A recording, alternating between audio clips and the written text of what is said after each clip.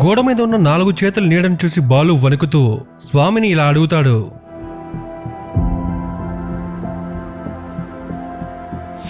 స్వామి, నువ్వు 2 చేతులతోనే కూర్చున్నావు కదా, మరి నీ వెనకల నీడ ఏంటి? 4 చేతులతో ఉంది, కిరీటం కూడా ఉంది. స్వామి చిరునవ్వుతో ఆయన చేతిలోని కర్రను నేల మీద కొట్టగానే ఆ మినుగురు పురుగులు చెల్లాచెదురుగా ఎగిరిపోతాయి.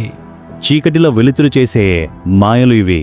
ఆ పాత రాతిగోడల వంపులు ఈ పురుగుల వెలుగు కలిసి నీకు అలా చూపించాయి. భయంతో చూస్తే రాయి కూడా దయ్యంలా కనిపిస్తుంది, భక్తితో చూస్తే దేవుడిలా కనిపిస్తుంది.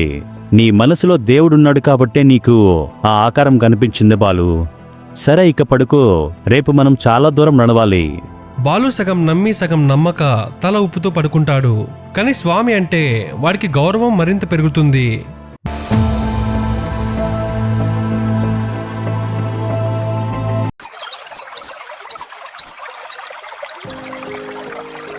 మరుసటి రోజు ఉదయం బాలు స్వామి అడవి మార్గంలో నడుచుకుంటూ వెళ్తుంటారు. బాలుకి ఒక చిన్న ఉడత కనిపిస్తుంది. అది తనకంటే పెద్దగా ఉన్న ఒక పండును మోయలేక అవస్థ పడుతూ ఉంటుంది. బాలు దాన్ని చూసి నవ్వుతాడు.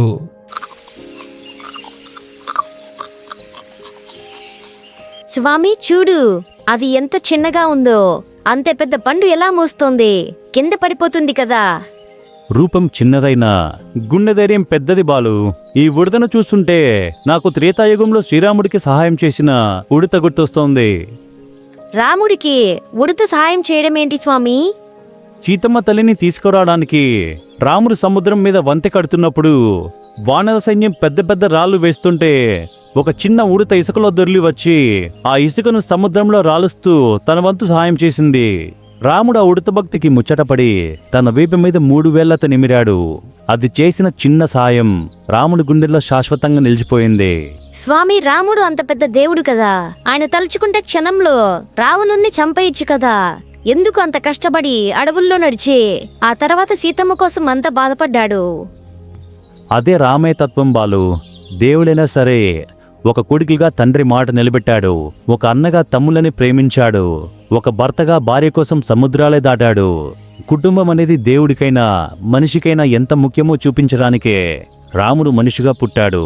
ప్రేమ బంధం లేని బతుకు అడవిలో ఒంటరి చెట్టు లాంటిది బాలు. బాలు ఆ మాటలు వినగానే తన మెడలో ఉన్న లాకెట్ పట్టుకొని చిన్నబోతాడు. మరి నాకు ఎవరూ లేరు కదా స్వామి అని మనసులో అనుకుంటాడు.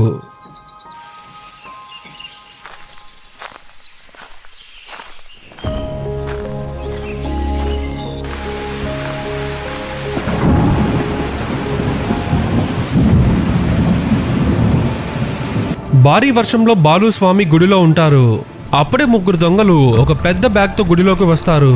వాళ్ళు పక్క ఉన్న ఊరిలో ఒక పెద్ద జమీందారి ఇంట్లో దొంగతనం చేసి పారిపోయి వచ్చారు.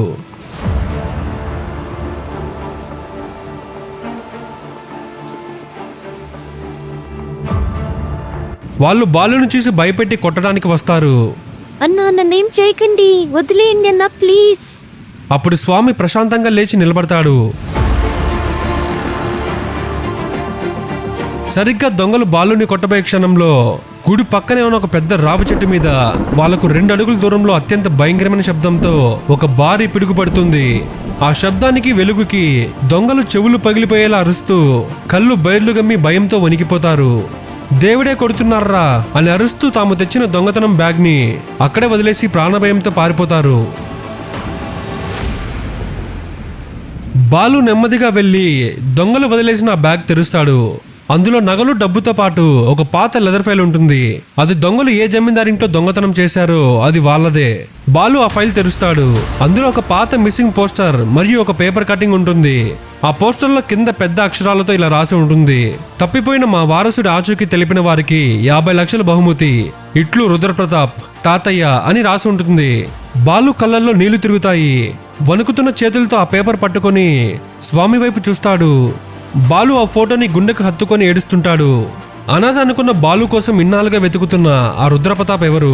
బాలు ఆ కుటుంబానికి ఏమవుతాడు? చిన్నప్పుడే బాలుని ఎవరు ఎందుకు దూరం చేశారు? ఆ దొంగల అడుగుజాడల్లో స్వామి బాలు చేయబోయే ప్రయాణం ఎలాంటి మలుపులు తిరగబోతోంది? అందుకోసం ఎపిసోడ్ 5 అని కమెంట్ చేయండి. ఈ వీడియోని చూస్తున్న ప్రతి ఒక్కరూ లైక్ అండ్ కమెంట్ చేయండి. ఆ లైక్స్ అండ్ కమెంట్స్ ఆధారంగా మీ సపోర్ట్ ద్వారా ఎపిసోడ్ 5 వీలైనంత త్వరగా చేస్తాము.